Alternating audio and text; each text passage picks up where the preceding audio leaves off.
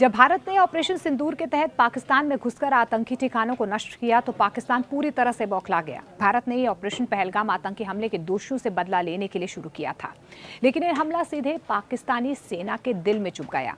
इस बौखलाहट में पाकिस्तान ने भारतीय सीमा पर ड्रोन और मिसाइलों से ताबड़तोड़ हमले किए, लेकिन अपनी इस चाल में वे पूरी तरह से नाकाम रहा। भारत की 4 परतों वाली रक्षा प्रणाली के सामने तुर्की के ड्रोन और चीनी मिसाइलें भी बेकार साबित हुई। 22 अप्रैल को जम्मू कश्मीर के पहलगाम में आतंकियों ने हिंदू पर्यटकों का नरसंहार किया था। बैसरन घाटी में आतंकियों ने पर्यटकों का धर्म पूछकर 27 लोगों को गोली मार दी थी, जिनमें ज्यादातर हिंदू थे। इस नरसंहार का बदला लेने के लिए भारत ने 7 मई को ऑपरेशन सिंदूर शुरू किया। इस ऑपरेशन में भारतीय वायुसेना ने पाकिस्तान और उसके कब्जे वाले पीओके में मौजूद 9 आतंकी कैंप्स को सटीक तरीके से उन पर हमला किया और उन्हें ध्वस्त कर दिया। सिर्फ 26 मिनट के इस ऑपरेशन में 100 से ज्यादा आतंकियों को ढेर कर दिया गया। पाकिस्तान के सारे हमले नाकाम साबित हुए। अपने पाले हुए आतंकियों की मौत से बौखलाए पाकिस्तान ने भारतीय सीमा पर जवाबी हमलों की बौछार शुरू कर दी, लेकिन भारतीय वायुसेना की ये शक्ति थी कि वायु रक्षा प्रणाली ने उनके सारे मंसूबों पर पानी फेर दिया।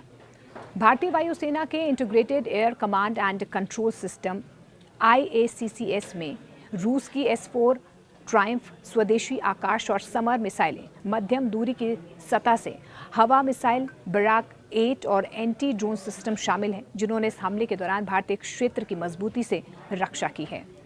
भारत का रक्षा कवच और उसके तीर। भारत की बहुस्तरीय वायु रक्षा प्रणाली दुश्मन के हवाई खतरों से देश की सुरक्षा के लिए एक मजबूत ढांचा प्रदान करती है। ये प्रणाली कई परतों में बंटी हुई है, जिसमें हर परत अलग अलग दूरी से आने वाले खतरों को रोकने में सक्षम भी है। पहली परत की बात कर लेते हैं। बहुत कम दूरी के हवाई खतरों, जैसे कि कम ऊंचाई पर उड़ने वाले ड्रोन के लिए है। इसमें counter drone system L-70, ZSU-23 शिल्का जैसी एंटी एयरक्राफ्ट गन और कंधे पर दागी जाने वाली मिसाइलें, मैन पैड्स तैनात हैं। दूसरी परत बिंदु रक्षा प्रणाली, जो किसी विशेष क्षेत्र या महत्वपूर्ण संपत्ति की सुरक्षा करती है। इसमें स्पाइडर, पेचोरा और ओसा AK जैसी छोटी दूरी की सतह से हवा करने वाली मिसाइलें भी शामिल हैं। तीसरी परत की बात कर लेते हैं। मध्यम दूरी की मिसाइलें, जैसे कि स्वदेशी आकाश मिसाइल और भारत इजराइल द्वारा विकसित MRSAM सिस्टम, जो ज्यादा दूरी से आने वाले खतरों को नष्ट भी करती है। चौथी परत की बात कर लेते हैं लंबी दूरी की रक्षा के लिए, जिनमें रूस की S-400 ट्रायम्फ प्रणाली भी कहीं ना कहीं भारतीय वायुसेना के लड़ाकू विमानों में ये भी एक एयर डिफेंसिव मिसाइल शामिल है, जो दुश्मन के विमानों और मिसाइलों को सीमा पार से ही रोक देती है। 4 परतों वाली रक्षा प्रणाली। जी हाँ, पहली परत की बात कर लेते हैं। L-70, ZU-23, two Strela, Shilka, Tunguska 10 kilometre range की ये तमाम एयर मिसाइल्स हैं।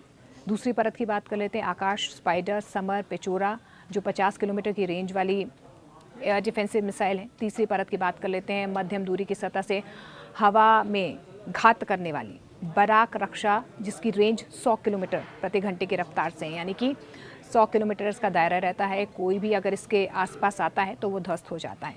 चौथी परत की बात कर लेते हैं। S-400, जिसकी ऑलमोस्ट जो रेंज है वो 400 किलोमीटर्स की है।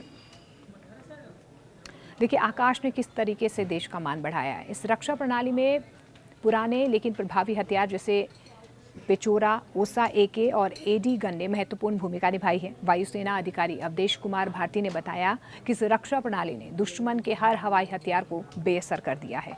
खासतौर पर स्वदेशी आकाश सिस्टम का प्रदर्शन बहुत सराहनीय रहा है। भारतीय रक्षा प्रणाली ने चीन की PL-15 मिसाइलों, लंबी दूरी के रॉकेट्स, इसके अलावा जो तमाम लाइटिंग एम्यूनिशंस थे और तुर्की के ड्रोन्स थे, उन्हें पूरी तरह से नाकाम कर दिया। नौसेना की भी अहम भूमिका नजर आई है। इस दौरान भारतीय नौसेना ने सीमा की सुरक्षा में बहुत बड़ी भूमिका निभाई है। नौसेना के director general operations vice admiral AN Pramod ने बताया है कि विमान वाहक पोत और MiG-29 के लड़ाकू विमानों की तैनाती ने पाकिस्तानी हवाई ताकत को अरब सागर में मकरान तट के पास से ही सीमित कर दिया, जिससे समुद्री क्षेत्र में कोई खतरा पैदा नहीं हुआ।